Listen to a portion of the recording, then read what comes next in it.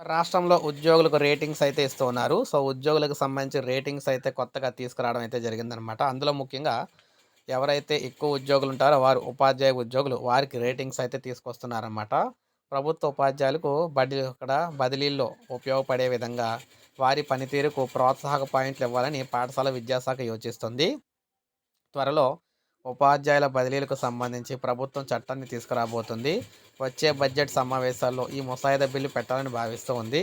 ఇందులో పాయింట్ల అంశాన్ని చేర్చేందుకు కసరత్తు చేస్తూ ఉందన్నమాట.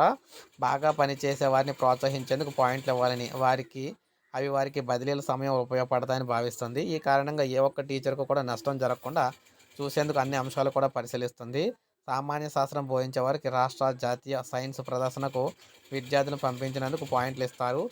వ్యాయామ ఉపాధ్యాయులకు రాష్ట్ర, జాతీయ స్థాయిలో క్రీడల్లో విద్యార్థులు సాధించిన ప్రతిభ ఆధారంగా అదనపు పాయింట్లు కేటాయిస్తారు. ఆంగ్లంలో స్పెల్ బీ పోటీలు, గణితంలో ఒలింపియాడ్లు ఇలా ప్రతి సబ్జెక్ట్ కూడా ఒక ప్రామాణికం అయితే తీసుకొని పాయింట్లు అయితే ఇస్తారు. దీనిపై ఉపాధ్యాయ సంఘాల నాయకులతో సమావేశం అయితే మనకి సమావేశం అయితే చేయబోతున్నారన్నమాట. సూచనలు తీసుకుంటారు. వాటికి అనుగుణంగా జరుగుతుంది. ముఖ్యంగా శుక్రవారం అయితే మీటింగ్ అయితే జరగబోతుంది ఉద్యోగులతోటి ప్రభుత్వానికి. సో, ఇది మనకు అప్డేట్. ఒక లైక్ చేయండి, సబ్స్క్రైబ్ చేసుకోవద్దు. మన ఛానల్ సబ్స్క్రైబ్ చేసుకోండి.